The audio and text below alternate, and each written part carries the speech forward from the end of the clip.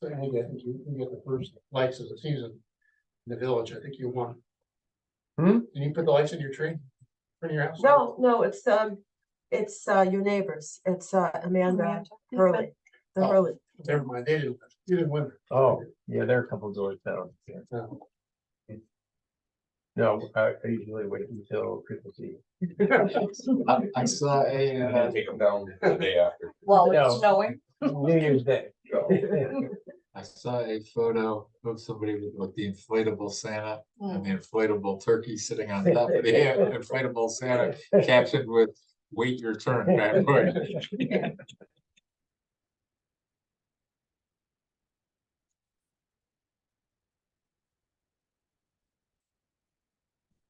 Wonder if anyone, Mike is coming, right? He's here. Yeah, they're in the, Oh, they're in there, okay.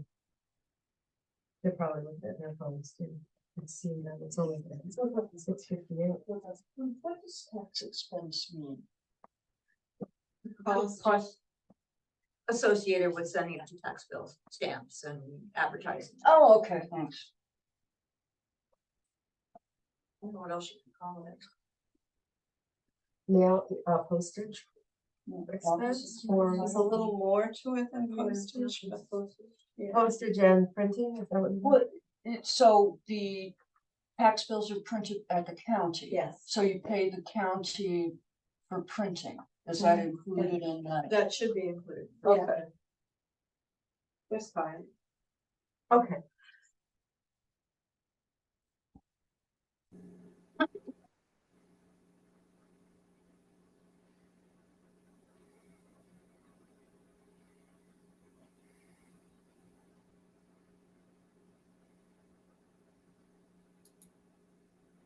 Kyle.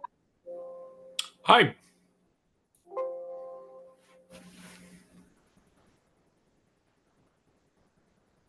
Till 6:59.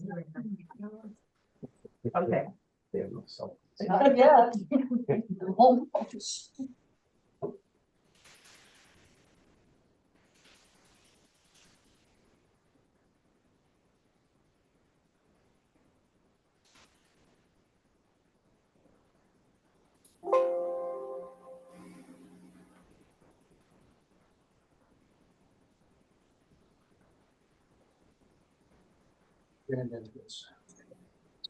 Late. No, still. Yeah, Exactly. you're on something. Right now. Try the mics. Oh, here. As hard as you try, be trashably late.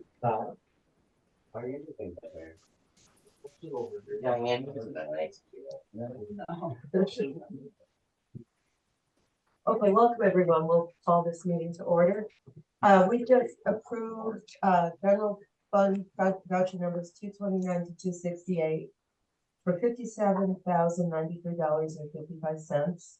Water fund voucher numbers 39 to 26 in the amount of $2,720.27. Sewer fund voucher numbers 31 to 33 in the amount of $2,182. Sewer capital project number 16 in the amount of $1,815. And New York Main Street capital project number 15 in the amount of $450. And we also need to make some budget transfers from A1990.4 contingency to A1362.4 tax expense, A1620.4 building expense. Sorry, what didn't read the amounts. The first is $164.50. The second one is $2,801.13, and the third is building repairs. 1620.45 for the amount of $545. So may I have a motion to approve? So moved. Second. All in favor? Aye. Thanks. Okay, so at 7:15, we have a public hearing on the judge residency law. So we'll just wait for that. So we'll start with the department report, and that's you, Mike. All right, no new members. Emergency calls were 19 for much less than that. Actually, it was 27 and 19 EMS, 8 fire, 557.5 hours for activity and training, 129 emergency response, 696.5 for the month. Purchases and bills, it was a heavy month for bills. All of our apparatus services and inspection were completed, so it's pretty heavy, but it's done annually and keeps everything in good working shape. We did need a new gas meter for engine 323. By the time we do the repairs on that one with the new sensors and everything, it was going to be 600, $600 and some, and a brand new one was 999. So You got the new one? we did get the new one. Some EMS items, the Rescue 328. Thank you, for all your support on that. It is currently being worked on. Members trained on chimney fire emergencies, carbon monoxide, a lot of stuff on the driver and pump operator training. We did offer community CPR, Narcan training. Our GFD fit for duty was the largest one ever. We had 110 people. We ended up, making like $4,600 profit for our, for our prevention programs and our fundraising efforts. The GFD Memorial was very well attended. We did add William Bain to the memorial. As always, GFD spearheads the fire prevention program, and we had members from Coffee Unit Easton and Mill Falls with us this year on the cooking safety program. Halloween, we had over 400 kids, and we actually had Middle Falls with us there as well. But they always set up at their firehouse and never get anybody, and they come over to our firehouse. So the kids were hitting the jackpot for sure, going right around the room. So, just one thing too, in executive session, I have one thing I'd like to bring up as well. Okay, great. On a personnel matter. Okay. All right, anybody have any questions for Chief White? How long is it gonna take for the truck to get repaired? We're hoping probably a couple weeks. They're doing a whole complete in-frame repair on it. So it should be good for a while then? Oh, it should. And like I stated in my email, the one truck that I showed you a picture of is a 95. It's similar, and it's not even actually as big as ours because it doesn't have any interior storage, and now it's $100,000. Yeah. So we've really done well with that truck, and we got air packs and radios and stuff with it as well. So the truck really doesn't owe us a whole lot, but it should be, being that it's a stainless steel body and anything that's metal on it, we've already redone the battery boxes and all that kind of stuff. So that's why I really felt the 25,000 was worth the repair. Because it's just, the truck is a beautiful truck. It's just, Okay. it's an older motor. Thank you. Thanks. Okay, Sergeant Danko? We had 8 cases reported to the Department of Criminal Justice for October, for a total of 106 for the year. 2 less for a total of 28. I had September's call log at it to this one because I didn't have the data in time for last month. So we had 133 calls reported to dispatch for September and 103 for October. Our total call amount for the year is 1,293. We had 2 motor vehicle accidents for a total of 23. Below are just our arrests and some of the complaints that we handled. We had 12 traffic tickets for a total of 259 for the month. We did a lot of community stuff this month. I attended the A21 Walk for Freedom that started at Mallory Park in Greenwich earlier in October. It's for sex trafficking awareness. I did that walk with them. We attended the Touch a Truck event in Greenwich, where kids can come out and see the heavy equipment and emergency vehicles. There was a lot more people around my red light than your car. I'm sure. Just say it. And They are cool. yeah, We did a trunk or treat in Greenwich as well at the Elks, and we also did while we were there, we did a drug awareness presentation, and we handed out some pamphlets and information about such. And we also did a trunk or treat in the building of Cambridge. Operation Santa is underway. If people are not familiar with it, it's basically the local high schools, Cambridge and Greenwich. They have a list of families that are in need. We sent out donation boxes in the local businesses to collect. All the donations stay local. We're looking for 0 to 18 new unwrapped clothing or toys. The boxes, I just got them in today. Slight delay for getting cardboard. we'll have them out this week, and we collect them until December 11th. On Black Friday, I usually stand out at Big Lots, and we'll collect there for a day, meet with the people. The tractor parade is here, and that's all I'm gonna say about that. No, just use caution and patience on that day and follow the parking advisories. It's a pretty awesome event. Yeah. There was something else I want to say. Oh yeah, Officer Cooney is in range school right now, so she's actually made it through the first week of training, and when she completes it, she'll be able to teach our range for us. I think she's like one of 2 females in the entire class, so we're pretty excited about her. Yeah, that's all I got. How long is range school? She's in week 2 of it, so this will be the final week of it. It's like Oh, so it's 2 weeks full time. Do we have a local range that we can go to? yeah, we use the Outhill one Okay. in White Creek. Yeah. Yeah, she'll be able to hold our ranges for us, which has been a problem because we had to borrow people from the arsenal and whatnot to get our training done, but and they use an FBI standard, which is not New York standard, so it was kind of confusing for the range instructor and us at times because they're doing different testing, but once she's squared away, she'll be able to do it for our department. So are you qualified to do that too? No, you have to be they call IDC trained or instructor development trained. I'm not. She and another officer that we have are, and I'm not range school trained either, so. But yeah, It looked like a good program, the pictures that you posted. yeah, I wouldn't mess with her. Good. Okay, then the Mike, where's Mike? For the month of October, we had 44 hours of overtime. Most of that was keeping up with the leaves.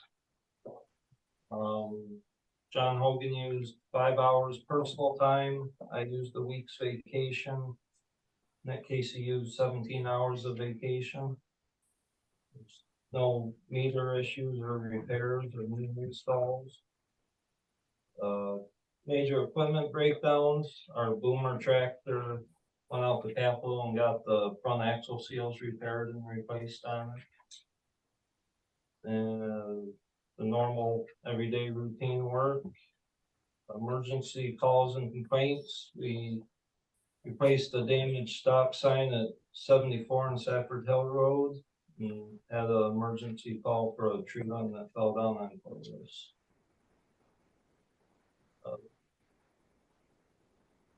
Future work is finishing up leaf season, or right in that. Hoping it doesn't snow first. Right? And I think it was snowing now. Yeah. Getting equipment ready for winter, which we've started on that. Leo did want me, he can't attend tonight, but he wanted me to bring this up to the ice skating rink. I looked into it a little bit today. Over the past 3 years, we haven't really had one with the weather. Right. And trying to just dump water, 3,000 gallons at a time on the ground, and it just soaks right in. Right. So I looked up, it's a pop-up ice skate rink for the backyards. It's a 40 by 80. And he wanted me to bring up, see if maybe the Gannon Fund could help support that. Well, I've had a number of people ask me about it, and I think it would be an asset for sure. What does it do? It's It's basically Holds plastic, the white water. plastic that keeps the water from, holds water. yeah, Alright. yeah. This 40 by 80, I mean, just quick today, I found it was 6,720. 67 And bucks, does it, yeah. I mean, it's, you Yeah. can take it apart and save it for next year. Basically, Is they it, say you can set it up in an hour, and then basically comes down to, you can put it in a box for storage. Well, that's what the Gannon Fund is for. it is, Stuff like this, and I think it would be really nice to have. I think would help Yeah, keep a better skate rink than the way we've been trying to keep one. right. Didn't we have some guides or something, but that was, Yeah, one time we had what was it, old civic center. Yeah, the bigger side. Hockey, Yeah. hockey board. Side Yeah. doors. Or PIs. Yeah, we haven't had those around That looks since nice. the IGA. Yeah. I mean, I wonder if we can, I suppose, Wirecutter doesn't do reviews of skating rinks, but. It'd be nice to find out what's the best one around. That's Right. been six, Yeah, $6,000. just Okay, Google so- search day was, Yeah. This will support the water when you put it in, keep it upright. yeah, Cool. yeah, there's a plastic liner that you lay down in it. It's the same as what's got it, using. Yeah, I think it's a little bigger than the one Right. Scarborough uses. But it's well, that's a good point, though. What, Same type. Same pipe. mhm. Of course, we could buy it and then we could have a really mild winter and not have a lot. It's kind of like, That is a waiting pool. yeah. We can throw some fish in it. It's just like buying a new snowmobile or new snowblower. You're almost guaranteed to have a mild winter with no snow. Hopefully you just bought the new sun floor then. Yeah. Yeah, we went up this afternoon and took some measurements, and it's Good. 40 by 80. Great, okay. That's pretty well. We have to run that public hearing, but let's just finish talking about this and then. What does everybody think? You sound like you're in Yeah, favor. absolutely. You are? I'll Okay. make a motion that we. That's Kyle. Kyle, what do you think? Yeah? Yeah, Okay. I think if there's, community demand, to keep the skating rink going by all means. Yeah, should I go have had a number of people talk about it. School. Okay. Yeah. Make a motion that we approve the purchase of Easy Ice Pro system for the ice skating rink in Gannon Park and the funds to be to come from the Gannon Trust. Second. Okay, all in favor? Aye. Right. Great. Thanks. Well, we named the exact one we were. Yeah, it was the exact. Yeah, You can put this in the. okay.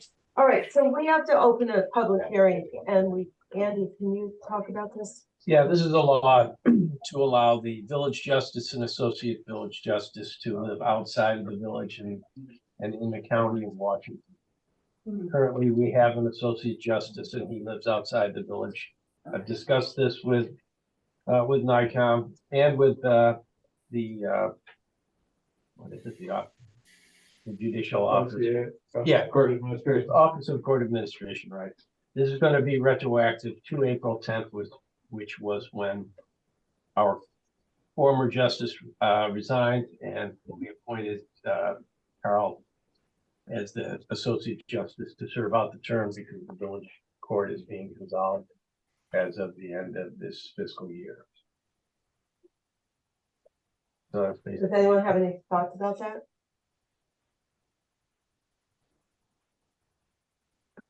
No. Okay, so may I have a motion to close the public hearing? I move that we close the public hearing. Second. All in favor? Aye. Right. Thank you. So now what do we have? Should we have to pass the The resolution? resolution here that's been drawn up by Jane. Okay, so we have this resolution, proposing a local law judge residency expanded to include all of Washington County. Whereas it is the intent of this local law to provide for a larger pool of qualified persons to be available to serve as village justice and associate village justice. Whereas this local law is adopted pursuant to subdivision 2 of Village Law 3-300, which 1 expressly authorizes the Board of Trustees of the village to provide in lieu of any other residency requirement imposed by law that any appointed village officer may reside within a county in which the village is wholly or partially situated. And 2 expressly authorizes the Board of Trustees of the village with a population of less than 3,000 to provide in lieu of other residency requirement imposed by law that the village justice may reside within a county in which the village is wholly or partially situated. Whereas after proper notice, a public hearing was held for the purpose of allowing comment on the adoption of said local law. And following said public hearing, the Board of Trustees of the Village of Greenwich voted to adopt said local law. So may I have a motion to approve this law? I'll make the motion. I will second. All in favor? Aye. Great. Thanks. Okay, great. And should we reopen the ice skating rink? We didn't talk about shipping. Mike, did you get any clue as to how much it would cost for the shipping? No, sure. Um, I didn't get that far into it yet. okay, Well, should we hold off until our Monday meeting next week? we could Find do out that what and then we can do the exact amount. I can Okay, get Jane the exact amount tomorrow. sure, great. Okay, why don't we do that?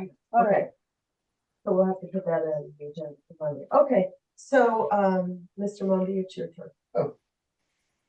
Good job, Wes. From the start of, so we have a big changeover. Let's see, I should start with the bottom, staff update. Everybody's new. Wow, So, kind of made my own report this month. Yeah, our director just started on November 6th. Program manager is Emily Gates, and she's formerly from the library. She started like November 1st.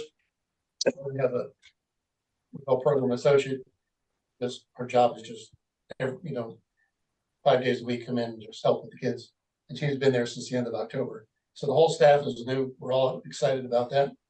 New start. Shay's off to work in Saratoga County and pursue her social worker stuff with there. So miss her, but we got a new staff moving on. But the total youth, we served 449 kids last month. Where we used to average 15, now we're averaging over 20. Today they said they had 30 something. So they're liking what's happening down there. Yeah. So October was pretty much Halloween centric. We did costumes, we did the dance, which was a big hit. We had like 20 for the younger kids in the afternoon and 30 in the evening. They didn't know they could be that loud and run that much for that long, but they had a good time. So maybe the candy and the sugar had something to do with it. But anyway, that's really the big gist. We'll get to tractor parade, wherever, let us use the garage, thank you. Store it in here, out here for about a couple days. But we're doing it in conjunction with the PTSA this year, so they're providing the tractor and a driver, and we'll have a couple people in the hay wagon. But the theme is the Nightmare Before Christmas. great. So that's this day event. So and Bob's doing that. That's a good theme, right, Bob? That's what it is, right? I can concur. Anyway, that's all I have. Anything from me? Any questions? Okay, my turn. So we have a lot going on in the village. And the first thing is that our town village comprehensive plan was adopted on October 16th. And that, whoa, I thought I brought a copy for Right here. Okay, that's for Andy. Oh, okay. Yeah, okay. Jim is here. He's going to update us on the timber harvest. Restore New York grants, we're working on them. They take a while to get going. The water project, Don Fletcher is here, and we'll be discussing and approving the supplemental bond resolution, as well as act on the seeker requirements for the expanded project this evening. Sidewalks, Trustee Grimke submitted the paperwork to the Department of Transportation. New York Main Street grant, another one of the 10 was just closed out. So we have just a few more that are going to be finished by the end of the year. And that was the requirement for the grant. And that's 10 projects. And Sharon Reynolds just does a fabulous job managing that for us. And I wish she would keep doing it, but I think she's sort of burnt out, especially with 10 projects going and all the details. The BOA pre-development grant, we had a launch meeting for this shared grant, which is also with the town, with the new committee members in attendance. We're going to have a number of public meetings. In fact, all of the committee meetings will be publicly announced so that anyone of our trustees can go if they want to. But in addition to that, we spent some time talking about a couple of the issues that we'll be tackling will really need some public comments. So we were trying to figure out ways to, spread the word about meetings more efficiently. Because if someone's not on Facebook, they may not know about the meetings and, you know, When and are the meetings? we haven't set them yet. Okay, But we will be setting them, and we talked about signs, we talked about a banner mhm. across the road, just because people do say they don't know what's going on. All right, will So- they be topical? The meeting, the dates of the meetings, will one specific topic be Yes. discussed at each meeting? Yeah, well, like, for example, the water project is one, Okay. you know, Well, the water, a water district for the town. mhm. That's, you know, that will be, Well, that's good, Yeah. because then you can advertise all of them as one Right. grouping with the Yeah. date and the time. yeah, And then nobody has an excuse yeah. for not knowing. Well, No, I mean, really. no, it's true, it's hard, I mean, they're on our website, they're in the local paper, but, you know, still, people say they didn't know about them. Yeah, The information booth, I mean, Yeah. you know. so we spent some time on that, and, we will be, more information will be coming up, but we had a really good group, I thought we had a really good discussion at that meeting. The wastewater system, the proposed design for the new plant, will be submitted to the DEC for their review. Don, I'm looking at you, because if I say anything incorrect, please correct me. And, it's just really slow getting feedback from the agencies that we submit them to. But we hope to be bidding in January, February 2024 to get ready for next year's construction year. I think that's an optimistic date, but let's really work toward it. The LED fixtures, the final fixtures are in place. I sent you that contract to look at, Andy. Yeah. That was the I know, I looked maintenance at it. plan. And we'll be closing with NIPA on the financing soon.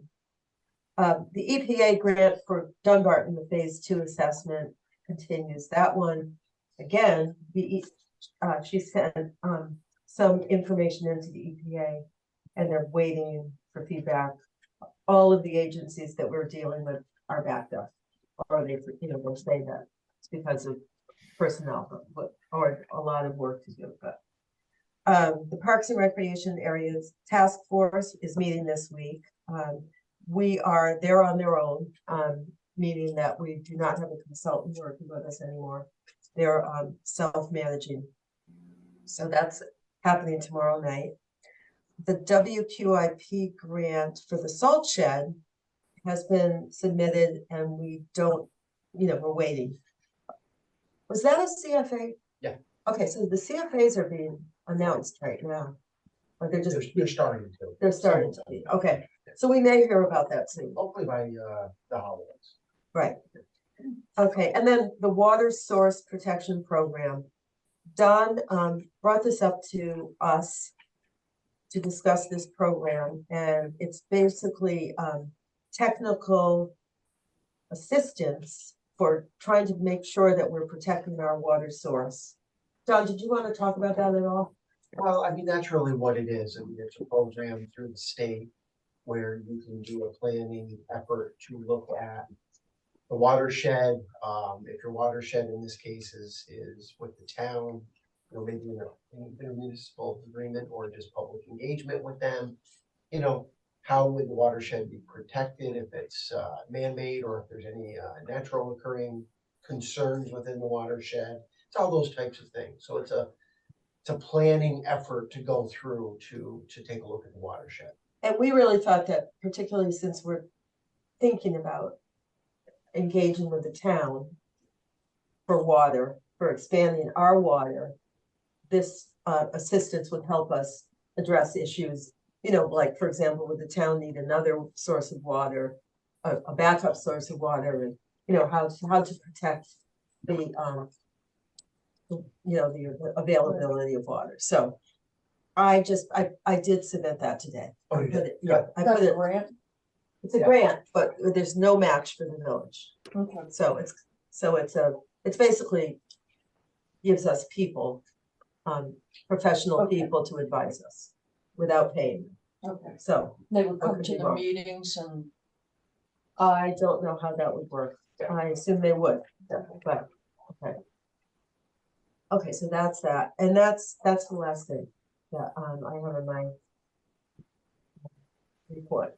Probably left something wrong. Okay, so I would like to,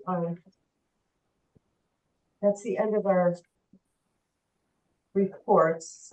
I think that I would like to, move the agenda around a little, because I told Diane that I would give her a chance to talk early. It's fine. Yeah. No, it's fine. Take it.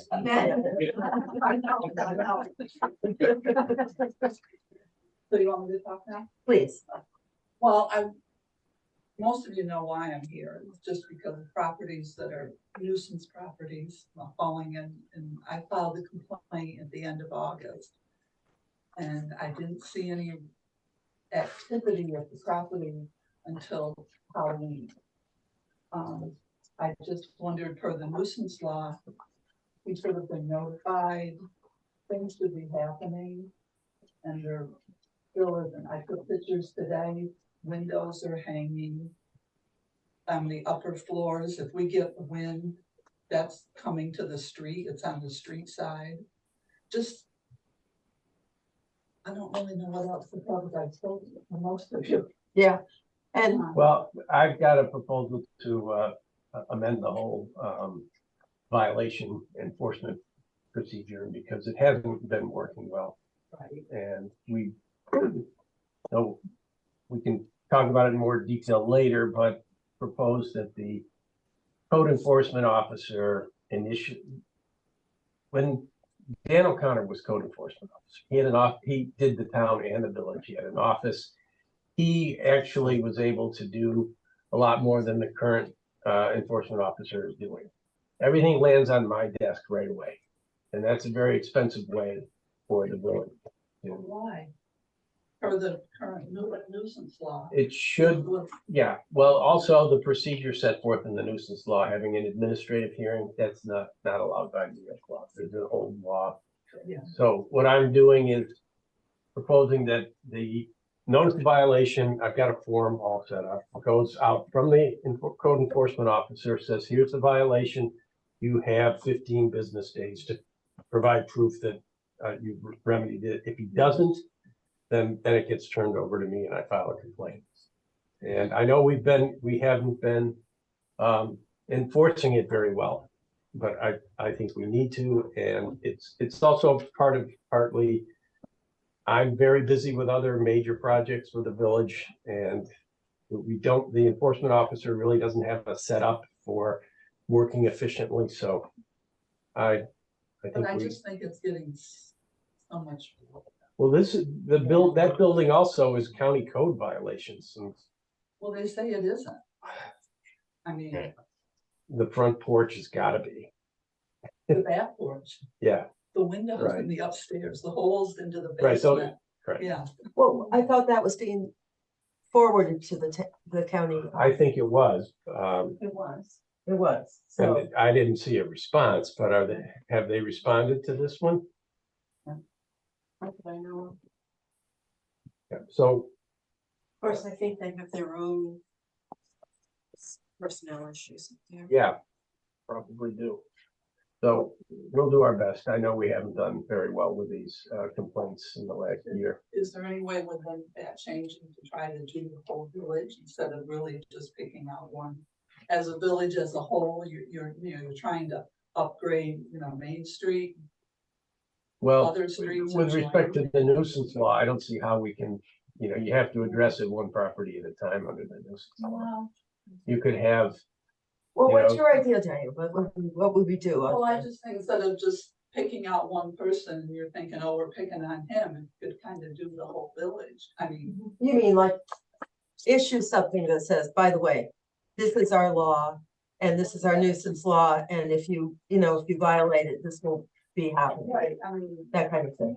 That communication. Yeah, yeah. We just, does it have to be someone like us go around, but isn't that what the code enforcement officer is supposed to do? see what's not following. Well, I think what you're suggesting is maybe communication to everyone, for example, in our water bill, we could send Or out. are you advocating Actually, village-wide enforcement? And it, Yeah, it's, I mean, we have a law. I know it's not right at this point, but But we are discussing it trying. tonight, the amendments to it. Right. And Yeah, at there's, least- there's a lot of places where you think, well, this place looks like crap. But it doesn't violate the nuisance law. I mean, My issues there. well, yours do, yes. But, I don't see any other way than to do it property specific. But actually, one thing I'm thinking is, are people aware of what the nuisance law, what the law says? I think people are aware. You do? People that have been notified of complaints on their Yeah. property and haven't done anything. Right, yeah. I mean, not everybody has to, people are doing what they're supposed to do, but in the case where somebody has been notified and choose not to do anything about it. Right. Well, those people should be definitely be followed up with, but Mhm. I'm also wondering, because actually Jane and I were talking about building permits, for example. And the number of Mhm. things that are happening where there's no building permit, Right. like new porches on fronts of Mhm. homes and things like that. And they don't have, greenhouses in the backyard, right next to the property line. what? For greenhouses in the backyard, right next to the property line. Yeah, I know it's a can of worms. Mhm. It is. well, should we talk about the proposed amendments? You sent this around, so Mhm. we just can move up ahead a little bit to the, Thank you. yes. Okay. I sent it around. It basically, it amends all of the enforcement provisions.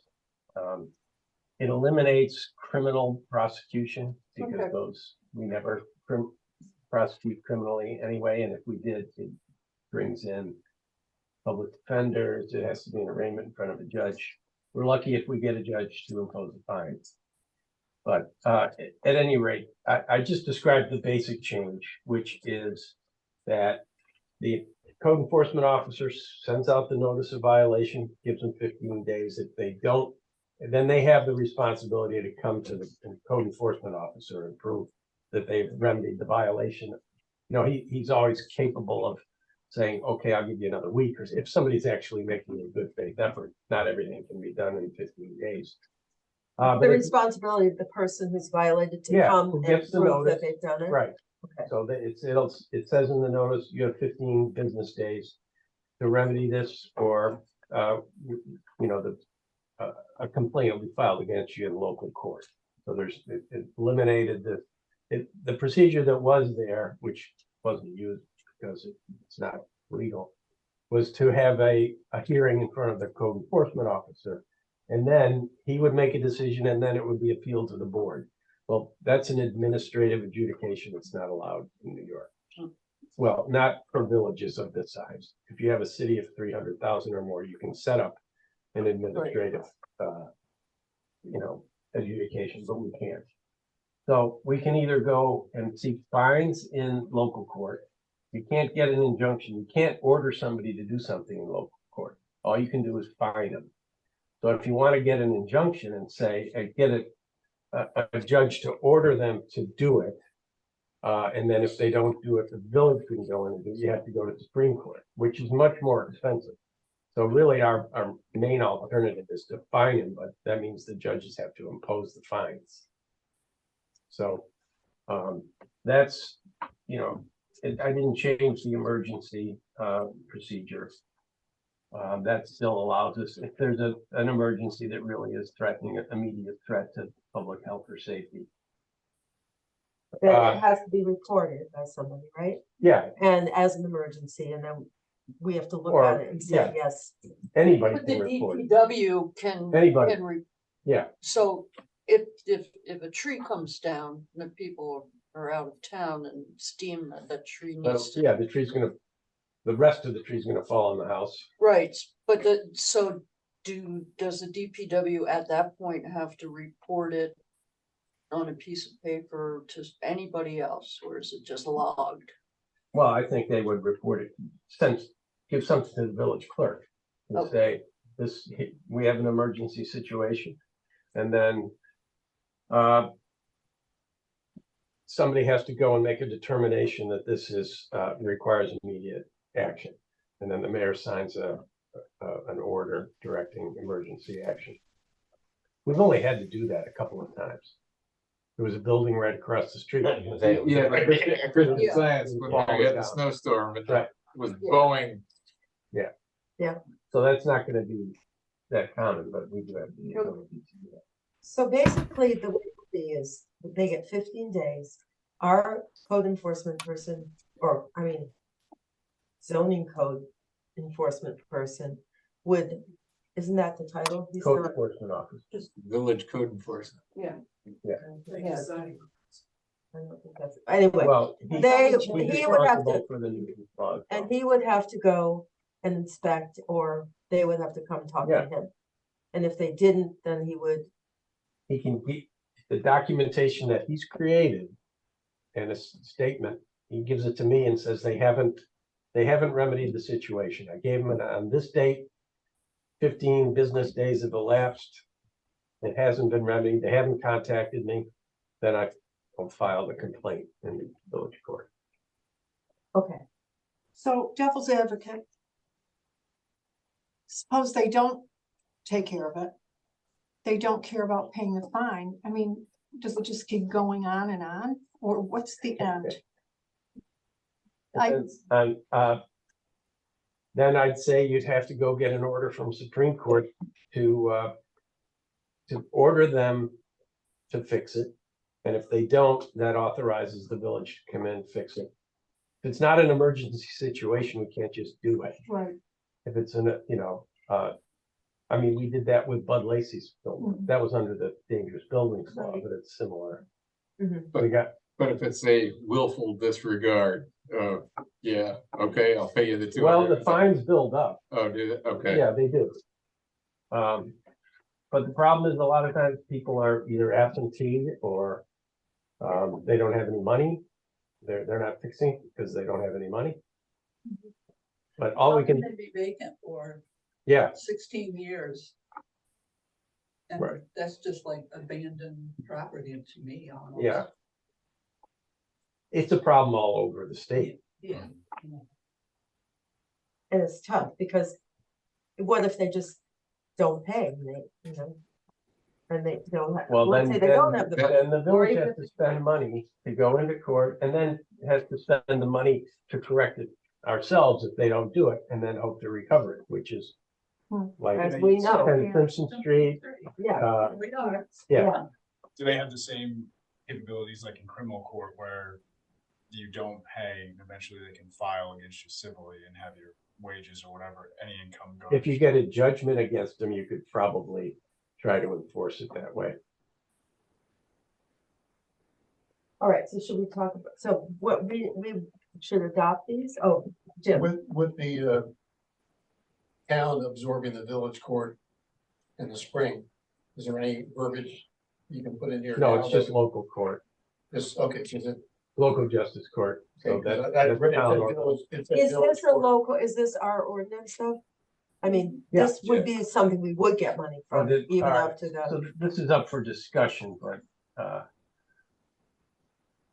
where does it say village court? I think I saw it too. Am I looking at the present one or the one? I'm looking at the amendment.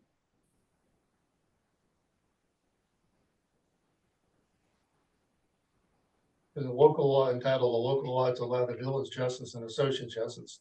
Oh, sorry. Oh, wrong- yeah, That's a no, different no, one. wrong one. That's Yeah. what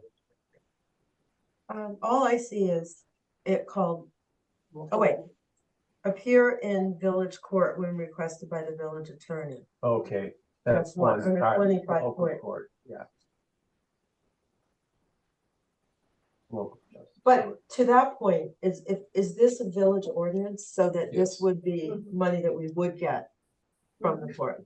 Even- Probably, we'll get, I don't know if we get all of it, but Don't think we ever get any- all of it. And then all of our other laws will have to be read and that changed also. Yeah, but let's not deal with that right now. You're absolutely right. Okay, so this, we can't pass it tonight. we have to, it has to sit. Yeah, it hasn't, I don't think it's been, I didn't distribute it. We need a public hearing for. Okay. the local All right, law. so at the next This was meeting, just we'll up have, for discussion. okay. Anybody else have anything else to say about it? I mean, it seems like a better system to me than But what we in have. the end, It's it not working at all. boils down to actually getting the work done. Right. Mhm. Yeah. So. Do we need to set a local, public hearing for it? Yeah, I'd say the next. For the, The at next- the next regular December. Yeah. board Yeah. meeting? Yeah. Mhm. Okay, we'll do that. All right, so now let's move on to the Fee Water Improvement Project. And that is.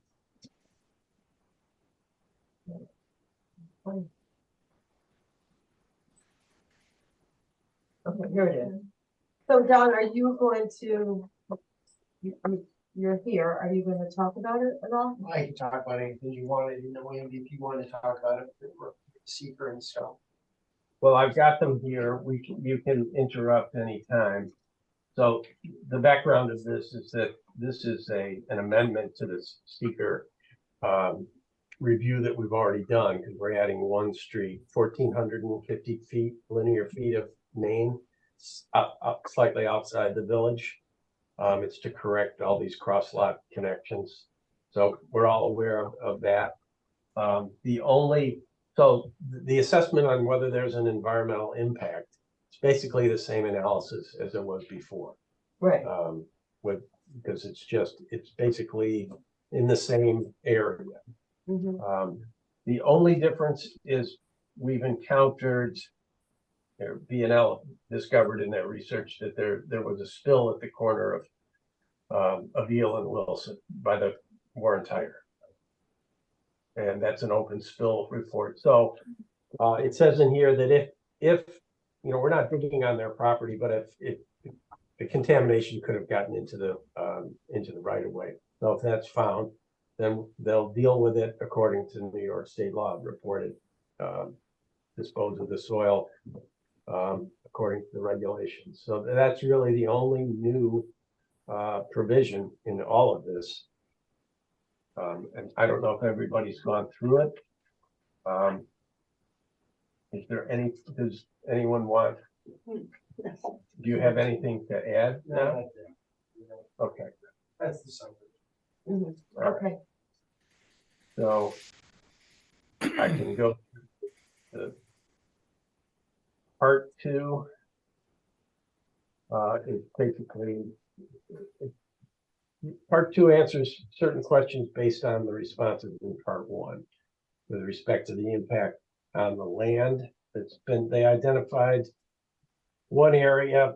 It may result in short-term increase in erosion from the disturbance of the digging, but that's considered a small impact, and it'll be, once the project's done, there will be It's no. temporary. Yeah, temporary. right.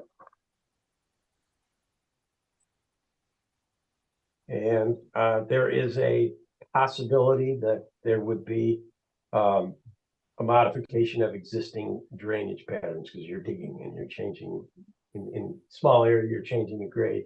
So they're going to have on-site stormwater management procedures and structures, and they're going to and everything, once it's done, everything will be exactly the same as it was, just better. I'll see what we got here. They identified the northern long-eared bat and the monarch butterfly as this being within their habitat. But I believe if you go to part 3, We wouldn't be cutting any trees as part of that, which would be the bat habitat, so it should not be an issue. We don't need to talk about that. yeah. All right, so what the northern long-eared bat range-wide determination fee was completed by VNL and resulted in a no-effect determination for the bat. And no disturbance of the monarch butterfly habitat is anticipated.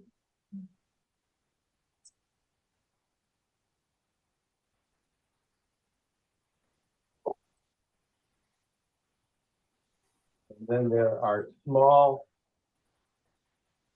there's going to be a disturbance of the traffic pattern on W and Wilson first.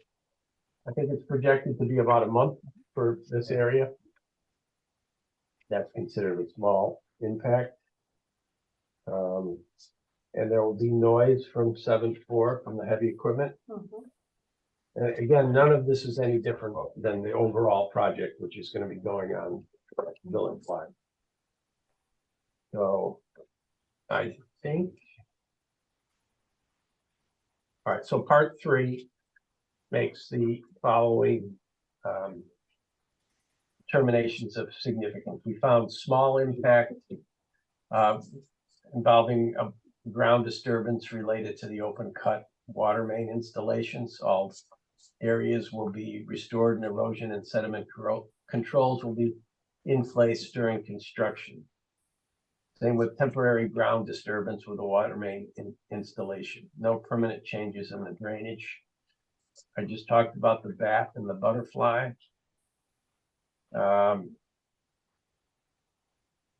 There's an area that you have to consider visual impacts. There's really it's construction work on the road. It'll be underground when we're done. Once it's done, Nobody right. will know. And there's temporary noise, increased noise.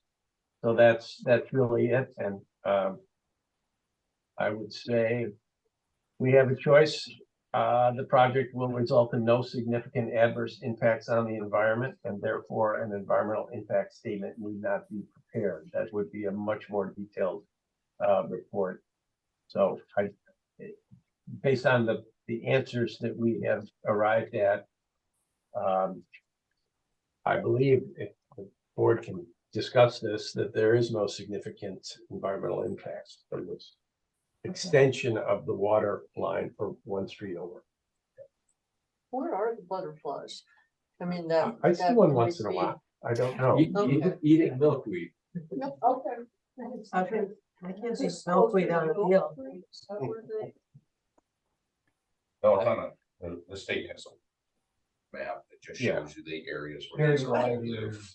Okay, And since And the there, bats are but just. it's not, okay. there is no milkweed growing up the middle of a field, so I'm not too concerned. I about was just wondering, if there's a habitat there that I missed. It's not like All the the time I pine lived bush there. with, Carter blues. Okay, so we have this, we can move on to the resolution? Yeah, we can go to the resolution. So Okay. that'll authorize you to sign all these documents. Okay, so, so this is basically what we were talking about, the village, the improvement is, it's, a water improvement project is expanding a little. We did implement, I'm not gonna read all these law names, but, we have gone to, unless someone wants me to, but we've all read through this, pursuant to the seeker and the implementing regulations. The village agreement which previously completed the seeker process and passed a negative declaration. The original scope, this just expands on that a little bit. In addition to the previously reviewed scope, the village proposes to install approximately 1,450 linear feet of water main along Wilson Street and the Beale Avenue, which will replace the existing cross lot connections that supply users on Beale Avenue outside of the village limits. And whereas the Village of Greenwich Board as lead agency has prepared parts 1, 2, and 3 of the full environmental assessment form FEEF for the additional water main on Wilson Street and the Beale, and the new FEEF will be appended to the prior seeker file that describes the former project scope in support of reissuing a determination of significance for the new water rate.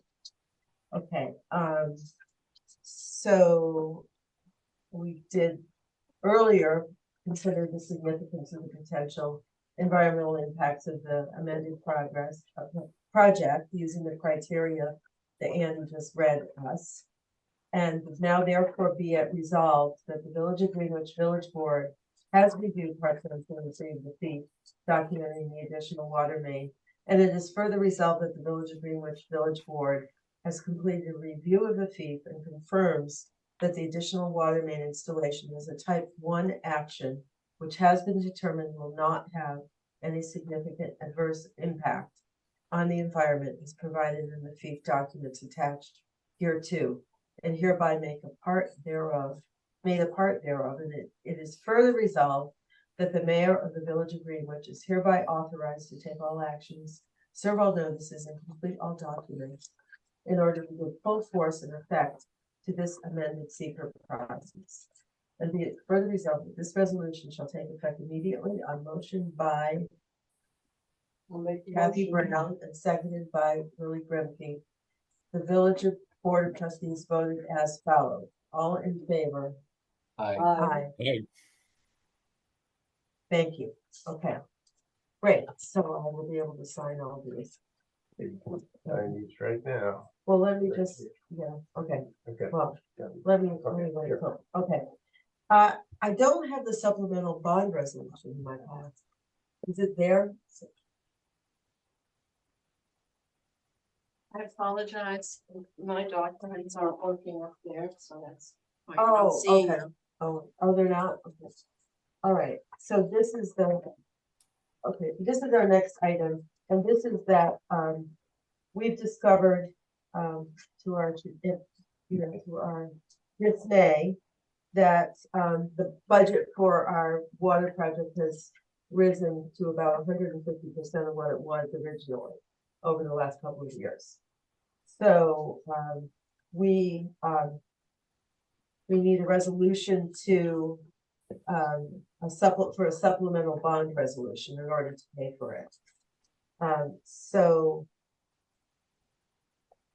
this one, whereas the Village of Greenwich proposed to undertake a certain project consisting of improvements to the village's public water supply and distribution system, including upgrading water mains to larger diameter pipes, the replacement of water services and meters, hydrants and hydrant valves, overall source improvements, updates to the overall treatment system to include manganese treatment and other items necessary to ensure compliance with the entire water system with applicable laws and regulations, all as more particularly described in an engineering report prepared by Barton and Lejudas, DPC, entitled Water System Improvements, Village of Greenwich, dated August 2018, the original engineering report. Whereas the Board of Trustees back then adopted a bond resolution dated August 27th, 2018, and for the amount of $6,330,000, because we do have a $3 million WIA grant. So whereas the original bond resolution recited that the project had been determined by the board to be an unlisted action within the meaning of the State Environmental Quality Review Act and the regulations promulgated pursuant thereto, the seeker, which would not result in any significant adverse environmental impacts. And whereas the Board of Trustees later determined that the project is a type 1 action pursuant to seeker at 6 NYCRR 617.4, which will not result in any significant adverse environmental impacts. Okay, so, and then on November 4th, 2019, we amended the original bond resolution to reflect the change in designation under seeker. I'm not reading that whole thing. Okay, I'm trying to get to the part where it just includes what we're doing right now. Sorry. Resolved. Yeah, well, then there was one more supplemental bond resolution, Yeah, January 16th, 2020. To, to authorize the increase in borrowing because of increased cost of projected increased cost of $1,470,000. So that brought it up to $7,800,000 was the borrowing limit. But the price increases due to COVID and other factors. It's 5 years since the original budget was created. And these are where the costs are coming in. And none of this work is work that we can avoid. Right. We have to be in compliance with the state law and the water system. And we already bought the pipes. Right. So we're kind of in a. Yeah. Most of the pipes, but you're right, some of them, not all of them. But, so anyway, did everyone get a chance to read through this? Or this is a long this process? is a lot of legal, A lot of legal language. Basically, this authorizes the village to borrow up to 14 million. I think the projected budget now is 12.8. I was gonna say 12.9, but. That includes the, but that will be reduced by 3 million. Yeah. The WIA grant. Out of pocket to the Right. village taxpayers. Yeah, 3 yeah. million. Yeah. So, or to the water customers. That's double the amount that we started at. Yeah. So, may I have a motion to approve this I will move the, second supplemental bond resolution? I will move the bond. Maria seconds, all in favor? Aye. Thank you, And this is subject to permissive referendum, so 30 days. 30 days. so it will not take effect for 30 days. Right. Okay. Okay. Hey, Pam, just to touch back on the expansion on a Beal, I think we should make an effort, with B&L's assistance to let those residents know, just what the intent is, that, there's going to be a main there and what their options for hookup will be. How if there's a problem with the cross lot connection, that, we're not going to repair that. We're going to make them connect to the main on the street.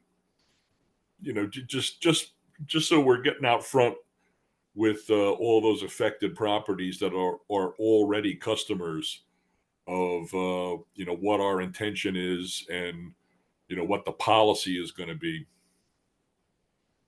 I think that's a really good idea. Now, what is a semi-realistic schedule for when that would happen? Are we thinking it will happen in 24? When that water line will be installed. Yeah, I mean, just if Well- I don't think letting them know 3 years in You- advance is gonna be Yeah, necessary. because it's going with these contracts. It's going with these contracts. So the intent is it would be being built next year. So In whether 24. you want to start with a flyer, whether you want to start with some sort of public engagement meeting, I mean, we can do whatever, Mhm. the village feels would be We could most also put effective. letters in their water bills. Yeah, letters in the water bill. And that would be, that would be a good way of reaching everyone. So basically, in essence, once that water main is in live, active, if they can keep their existing connection unless there's a problem with it, but we will not repair it, and they will be compelled to either go up, tap off the new water main, or find water someplace else. Okay, so what's the difference between if they agree to hook up right away versus if they don't and they wait till the thing breaks? Would we be giving them more help in the first instance? We haven't really discussed all of this, but Well, I would think that when we're putting the water main in, we would be putting services out to the railway line and curb stops in. Yeah. And Yeah. it would be advantageous for them to hook up at that time well, it's dug up. because it's open and dug up and The contractor's there. right. Okay. How many, there's no water main on the Beal right now, correct? So No, all of that these section are of Gray Beal. coming into theoretically the back of their house. Yeah. So all of them are gonna need to have a connection run from the main to their homes. Mhm. Yeah. Okay. So, and typically the municipality is responsible from the Yeah. main to the curb line. Right, I got that. I mean, I'm aware of that. Do we have any idea what it would cost to run a connection between A house and the house and the road? You know, I mean, And it depends on how far you are from the road. It does. And right. what you're digging through. Yeah. So in the informational thing, I think that it would be nice to have a ballpark idea so that people have, you know, An idea and can plan for it a little bit. absolutely, Yeah. absolutely, but it gives them something to work with. And there may be possibly, I'm just thinking out loud, sources of loans, for, specifically for water projects.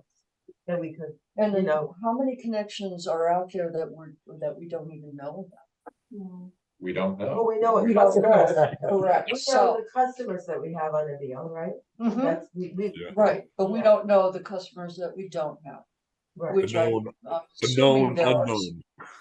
Yeah, right, So you think some people have water in their house that we don't have an account for, probably? It's entirely it's possible. possible, There's not many municipalities that do water that don't have at least one or two of those. somewhere.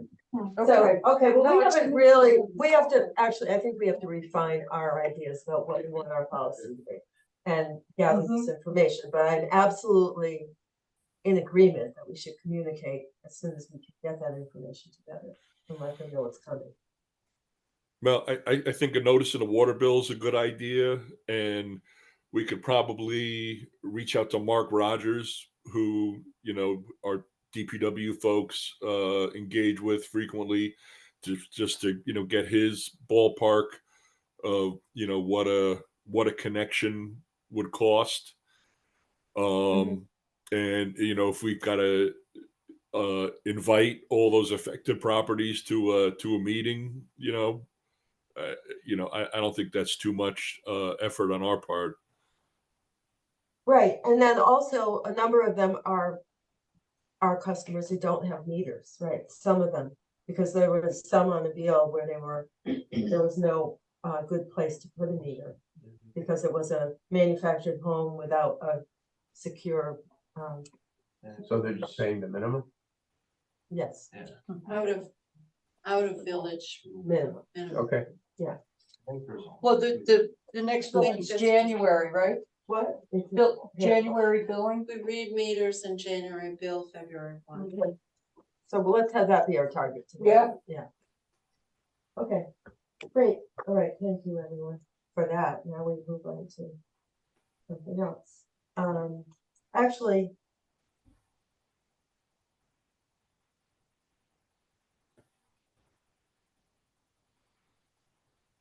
Okay, We're on fence quotes. yeah. yeah, we are in fence quotes, but I'm trying to see where. I mean, Jim's been sitting here as always, very Said, patiently. just keep going. Sure. Took a long time to just wait my turn. Well, maybe old When you business jump should go line, you above get in new trouble. business. Okay. All right. So, Okay, so, the fence quotes, that is, well, first of all, since we were just talking about water, what are the water meter building codes? Oh, the. Oh, the water meter building, never mind, Yeah. I had the wrong emphasis there. Yeah. Okay, you have to go back to them because they didn't give you the asbestos. Right. Right, okay, so we're crossing that one out, I'll have to come back in the next one. Sorry, I thought that was talking about putting the water meter, okay. So the fence quotes, I don't have in front of me, but they're right next to you, Willie, I think. Right here. Yeah, so these were the quotes that John Hogan got for putting a fence in down at the water plant. He wants to reroute the fence, so there's a truck trap, he calls it. So someone can pull in off the road and park without having to go through the gate, because it's dangerous to stop them. I'm looking at you, Mike. So what do you think of that idea, Mike? Truck traffic over there. Or of just making it so there's a way to pull in off of. Pulling it back and then I thought the truck Kind of like trap the was fence, right? an option and the automatic gate was the other It- option. it- They're both the It- same because they'd have to it- come in and then well- the automatic gate would be there in front of you. It's all built in to pulling the fence back so you can get off the road, and then an automatic gate and an automatic gate that's emergency vehicle. Right. So, and ABSCO is at $24,000. Bruce Fence is 24,600. What? And access handles at 17,300. Oh, okay, well, that's, That's Fort Miller Company. Yeah. Yeah, it's a $4 million. and that's the one we should go with. Okay.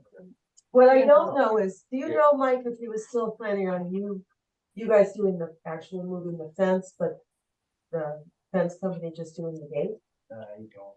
You don't know, okay. I talked to him on that, so. Because we discussed that maybe, He got prices from Bruce Fence for that. But right, for just the fencing, yeah, okay. but if you're going with automatic gates and that kind of thing. Yeah. You let the Let them professionals do that. all the Yeah. lighting. Yes, I have the impression from the last meeting that the lower bid was comparable to the work spec'd out was comparable to the other ones Yeah. from John when he, okay. Well, then I then, think that we should double check that it is inclusive of everything that needs to occur. okay, But we could pass it with that good, caveat. Is that a motion? Hmm? Is that a motion? Yeah, that's a motion. second, I'll second it. all in favor? Aye. Okay, I think it's a good, We're gonna keep this open. yeah, okay. So this was what, Thanks, Cal? Lily. Which one? The Access and light. the lowest. Okay, great. Okay, so we did that. Okay, so now, the TAP grant writing qualifications, we are, as we talked about earlier, we are advising that we reject both of the, RFQs that we received. And then tomorrow, we're gonna send emails out to the 5 Washington County firms that are listed, the short list. And then next Monday. Okay. I will make a motion that we reject. I have a question. Who's on the short list? Barton LaJudas is on the short list. Greenman Peterson, which will not be able to participate because Kyle and I are both You'll have to employees. recuse. Okay, McFarland Johnson, I believe. Right, sounds familiar. Creighton Manning and MJ Engineering. Okay, so those 5 firms, because we need to comply with the federal requirements. that's fine. So we will Okay. So Willie made a motion to reject the 2 that we got. I'll May I have a second second? that. All in favor? Aye. Okay, Aye. good, thank you. And- That's all we need to do tonight. And then Monday night, we will award it. we will designate the firm for that based on the review of the qualifications packages and the ones that submit. Because the county has the quals package, so 4 of the 5 we will review and score based on the advertisement that was sent out. Oh, Basically, we're gonna send out another. An email, it's gonna be an email. basically send that out as an email to the 5 firms. Okay. Kyle will work with you tomorrow morning. to do Okay. that. And just say, are you interested? Send us no more than a 3-page letter expressing And your no more interest than and 3 any days. changes that were in here, any changes from. They will Clause look package. under B&O. Okay, So then, all right. we can then go through. Okay, great. Okay, the AFR report. Well, so the annual financial report was completed by Karen Thank you. Thanks. in September. She submitted it. She did in September? Yes, she Oh. did. And we never really acknowledged it or discussed it. And I am not a treasurer and Rebecca wasn't involved in the AFR. But we thought the board should acknowledge that, and I sent it to everyone. So, and I could Okay. have shown it to you, but I can't. Okay, well, good, that's good, and we've gotten no feedback on it at this point Not yet. from the, yeah, okay. Is that typical? They normally ask a question or two, is my understanding. All right. Yeah, But wasn't this a simplified process from last year? It's a little easier. It was pretty much the same. They just changed the name as far as I can tell. There, I think it was maybe one category of information that they weren't asking for anymore. Okay, great, this is Oh. formerly known as the odd, in Right. case you're wondering what we're talking about. Thank you. Yeah. okay, well, good to know. Okay. We're on to old business, and Jim, it's your turn. Yeah. So things are moving along very fast. He's probably got about 5 days of cutting left. So Wow. he should Oh. yeah, so the only thing that's left to cut, and actually he was there this morning working, is on the north side of the power line. Everything else is on the ground and being picked up, so. So with Thanksgiving next week, and he's got a couple meetings this week and stuff going on, we're thinking maybe probably by the end of next week he'll be done cutting. He's gonna be, he's probably gonna move his cutter out the week after Thanksgiving is what he's thinking, and then he's gonna move his skidder. When he moves the skidder, he's gonna bring an excavator in, and that's what we're gonna do all the cleanup with, is the excavator. We're gonna tie the trails back together, do some other work on the roads and stuff, and So this was much faster than you thought. yeah, Mother Nature didn't play as big a curveball as we thought it could have. Right. And, this operation is probably the fastest operation that I've ever been in. Why? They just are steady. I mean, they literally just every day do the same thing every day. There's no real downtime. Those guys, that guy on the forwarder is 8 loads a day, every day, like clockwork, at least. So, and it's just, the ground worked with us. We didn't have as much of an issue. We thought some of the lower wet ground was gonna be an issue, and we got that done first, and it really wasn't an issue, so. It's been pretty quiet. I was expecting a phone call Friday night, but I did not get one. There was a car that pulled in at about 3:20. They were told by the forwarder operator that the park was closed. 2 guys got out of the car and said, yeah, so, and took off walking. So Ryan sent me a text, what should I do? I said, leave. He goes, well, what about the gate? Lock it. You told them that the park is closed and it's got a lock on the gate and you like your stuff protected. I got no phone calls on them. You didn't get any. So this morning, they were expecting to either find a car there or something, or the lock cut. Nothing. So They went out the back. they couldn't get out the back. They There's couldn't. no way to get out the back of the car. So what So do I you have think no of- idea how they got out, but they got out. Like men in black So- in a flying car? Imagine, Make it out through Spencer's Field. not that I know. It No. looked pretty clear to me this Yeah. morning, yeah. But yeah, like I say, it was not, I expected, so that was really, cause he's just like, what should I do? I said, look, you lock the gate every day and you don't want it left open for the weekend because that's just gonna lead to all kinds of trouble. Wow. I said, if one of us gets a phone call, then we'll have a way to address it a little more appropriately with them and let them understand that they need to listen and pay attention to the signs. So with the check I dropped off this morning, we're at just under 180,000. And stumpage, probably looking at another estimate, probably around 50 or so to come in. So there's still quite a bit of, there's still some spruce to come in, and the red pine poles are just starting to roll in. So, another 6 to 8 loads of red pine poles is going to put another 20 to 25,000 into the kitty pretty quick.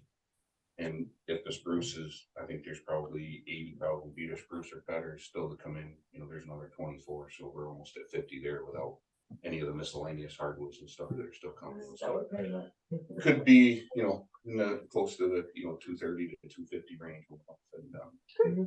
So, other than that, everything's gone along well. When we're done, we're gonna scrape the leaf dump. We'll scrape that whole laneway out where we've been tracking in with the poles and stuff. It's just made it a little bit sloppy.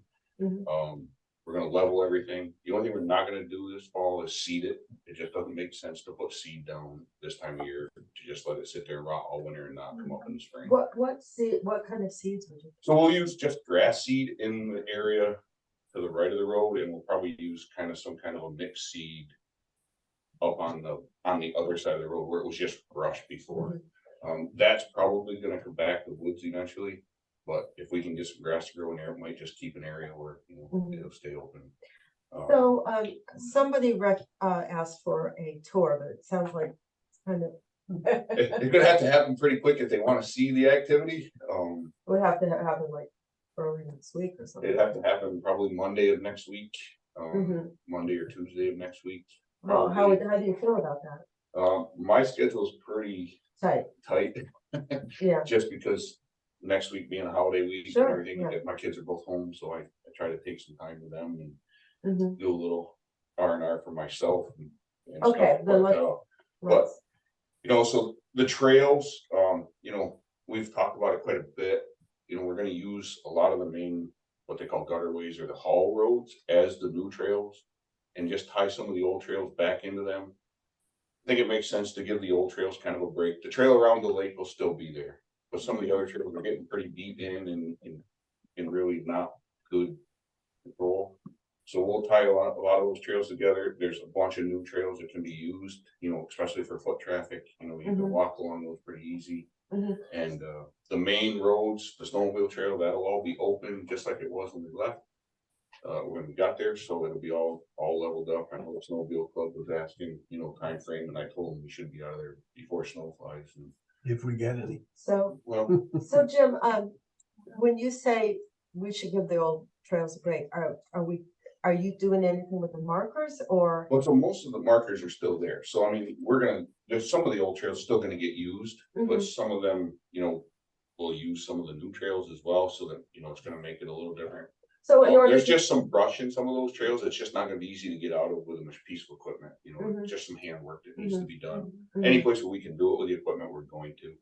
But the trails also now where these roads are gonna be more easy to maintain when the regen starts because they're gonna take longer to do the regen. I mean, so if we have greenery in that 18-acre patch cut is gonna be pretty amazing in about 5 years. So but up until then, we should probably.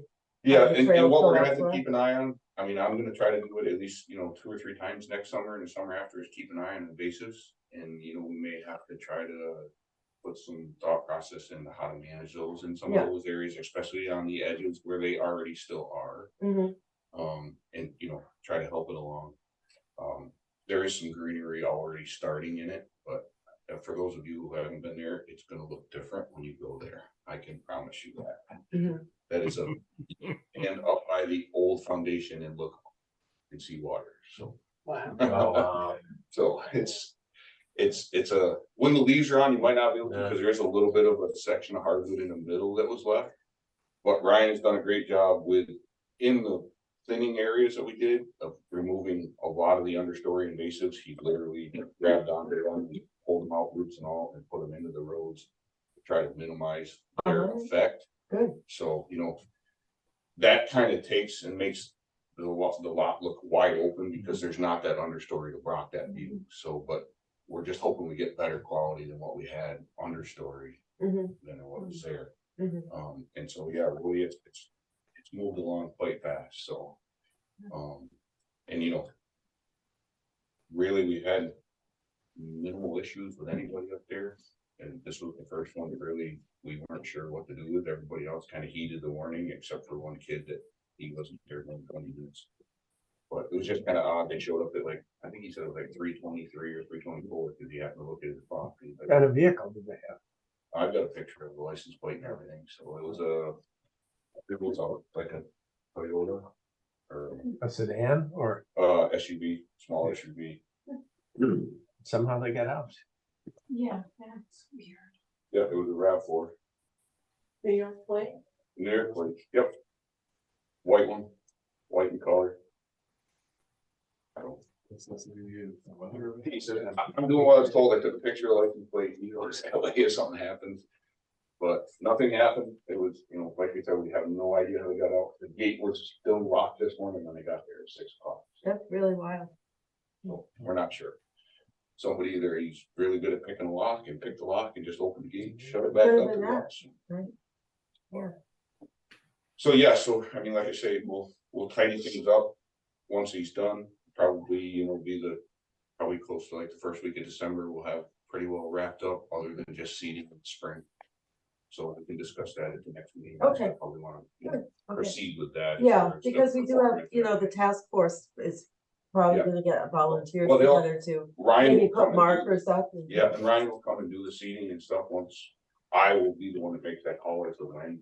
We want to make sure that the growing season is started and we can get in there and do it Great. right. So it Okay. just, They're It- pretty happy with the job. oh yeah. I mean, it's been great. You know, it's my first time working with him and it's been great. Anything I've asked, he's done. He did ribbon off an old well that he found. It's up, so if you go up to the old foundation, Yeah. it's to the right. There's an old barn foundation there. Right. It's beyond that. I walked all around it. I marked trees all around it and I never saw it. Is it a hole? It's a hole. It's got wire fencing over it. So somebody knows it was there. It's got like wire mesh over it to keep like leaves and stuff out of it. How deep it is, none of us know. We haven't taken a stick and done it yet, but it's got pink ribbons around it so that it's identified. But so it might be something that we wanna just look at if it's gonna be open to the public to make sure that we can, Yeah. whether we fill it Maybe in. put a different cover on it. Fill it in, or, yeah, it might not be easy to get to with a big piece of equipment, maybe a little mini excavator or something, if you had a cement cover or something to lay They on do. top. But I just wanted to make you know that it was there. But yeah, it's definitely. So you anticipate that we could open the place back up after New Year or so? Oh, after New yeah, Year's I mean, literally, my thought process is once we get it cleaned up and it's all leveled and everything is back, we could open it up immediately after that. You know, it could be as soon as the second week of December, or, you know, it's just gonna take us a little bit of planning once all the wood is hauled out and everything is picked up and moved. He'll have his excavator there to do all the cleanup work and we'll get it done. Pretty Okay. much most of the cleanup work will be done except for the landing until we get all the stuff moved and all of it. That's Okay. been happening pretty quick. Thank you. You're welcome. Anybody else have any questions for Jim right now? All right. Great. Okay, so, that. We're gonna go into executive session, but. What about the building permit? Oh, Carol Hopper building use. she didn't, no, I talked to her. She's Okay. gonna do it. Our next meeting. Yeah, what it is she'd like to have, use the upstairs for yoga classes on Sunday mornings from 9 to 10. So you don't use it now. So it seemed like a good use for it.